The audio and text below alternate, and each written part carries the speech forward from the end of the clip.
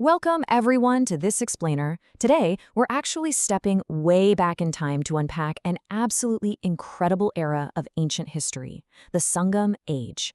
We're going to explore a period that gave us some of the world's oldest surviving literature, massive global trade networks, and incredibly wealthy kingdoms in early South India.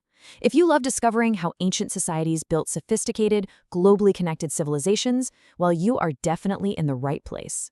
But before we get into the legendary kings and the epic poetry, consider this for a second. How did massive hordes of Roman gold and silver coins, stuff that was minted thousands of miles away, end up buried in the soils of modern-day Tamil Nadu and Kerala? It's a fascinating archaeological puzzle, and the answer reveals a thriving, completely cosmopolitan society that was dominating global supply chains long before the modern era. So here is our roadmap for today. 1. Welcome to ancient Tamilakam. 2. The Three Crowned Kings. 3. A global maritime economy. 4. Society, culture, and religion. 5. The power of Sangam literature. And 6. Legacy of the Sangam Age. All right, let's jump into Section 1, Welcome to Ancient Tamilakam. Okay, let's dive into this by setting our geographical and historical stage. The Sangam Age spans a massive 600-year window, roughly from 300 BCE to 300 CE.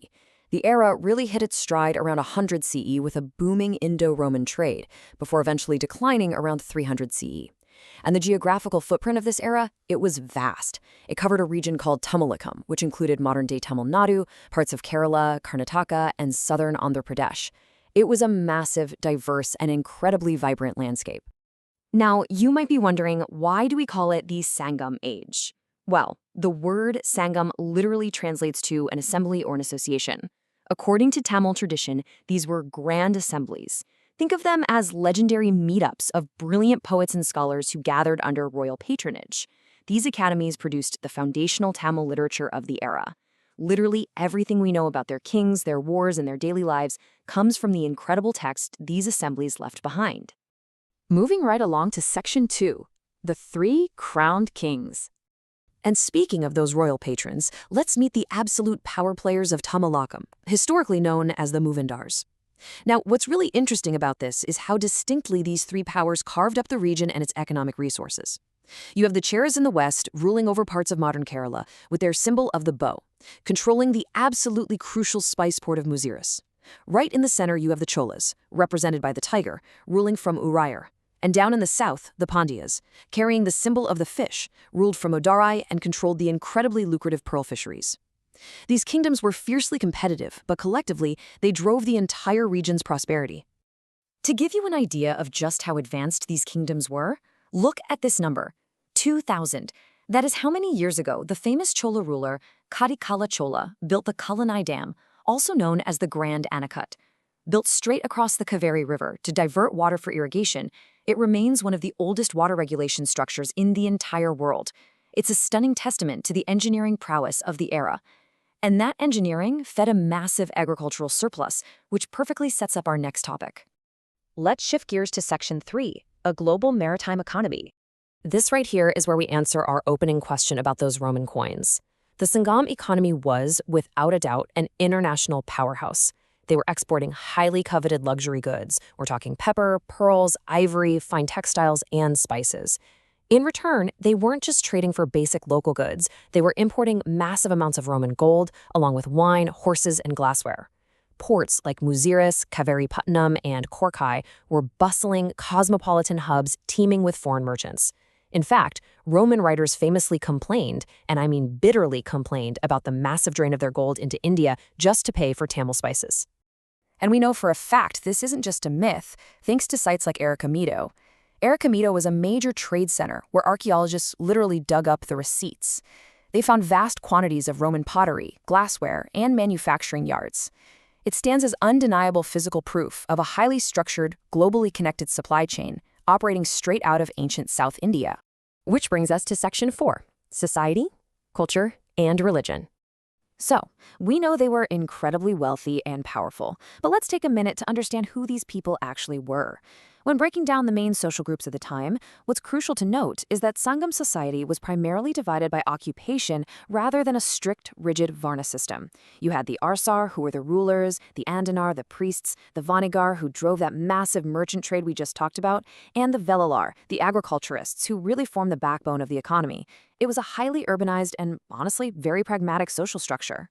Furthermore, women in the Sangam age enjoyed a relatively elevated status compared to many other ancient societies. They participated freely in social life, and some were even highly respected intellectuals. Actually, perhaps the most famous example is Avyayar, an absolute icon of a female poet renowned for her moral poetry and profound wisdom. Her works are still celebrated in Tamil literature today, which is just amazing. Now, their religious landscape, much like their trade network, was incredibly diverse and cosmopolitan. It was basically a melting pot of coexisting traditions. You had strong indigenous practices, worshiping nature, ancestors, and notably, Murugan, the highly revered god of the hills and warfare. They also erected Nadukal, or hero stones, dedicated to fallen warriors. Alongside these local traditions, Vedic Buddhist and Jain traditions were actively spreading through the region. And how did they spread? Often they were carried along those very same trade routes by monks and merchants. All of this incredible detail, the trade, the society, the religion, has been preserved through one remarkable medium. That leads us beautifully into Section 5, the power of Sangam literature. The literary output of this era is nothing short of staggering. It starts with the Tokapiyam, which is the oldest surviving Tamil grammar text, and it lays out not just language rules, but the actual political and social framework of the time. Then you have massive poetic collections like the 8 anthologies and the 10 Idylls. Later on, this entire tradition culminated in grand epics like Silapatakaram, which, if you read it, reads almost like a modern drama dealing with trade, justice, and society. And this brilliantly illustrates one of the most unique and beautiful literary frameworks ever devised, the Tinai system. Sangam poets categorized human life and emotion according to 5 distinct geographical landscapes. The Korinji, or hilly region, was the poetic setting for young love. The harsh Pale, or desert landscape, was the backdrop for themes of hardship and separation. They literally mapped the geography of their world directly onto the landscape of human emotion. It's like a giant puzzle connecting nature and feelings.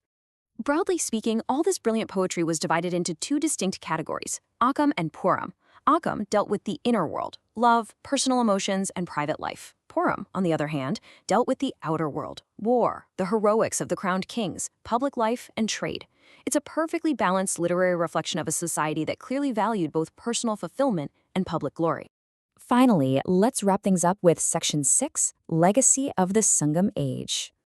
So, what is the ultimate takeaway from all this? Well, if we zoom out and compare the geopolitics of ancient India, you see 2 very distinct paths of development. While North India was characterized by massive, sprawling empires, a focus on Sanskrit and Prakrit, and primarily agrarian and inland trade economies, Sangam South India was entirely different.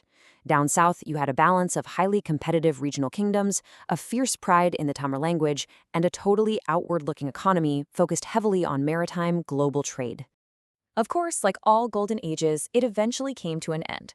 By the 3rd century CE, increasing political instability and external invasions by a group known as the Kalabras severely weakened the Cheras, Cholas, and Pandyas. This eventually drew the curtain on the classic Sangam age. But its legacy? Absolutely immortal. The Sangam age represents the golden phase of early South Indian civilization, providing the very first historical picture of South India. Through their vibrant literature and those Roman coins left buried in their soil, they gave us a vivid window into a highly urbanized, culturally rich, and economically dominant ancient world. I want to leave you with this final thought. If a 2,000-year-old society could build complex global supply chains spanning continents and establish literary traditions so profound that we literally still study them today, what other forgotten wonders of human history are just waiting in the dirt to be uncovered? Keep questioning, keep learning, and thank you so much for joining me for this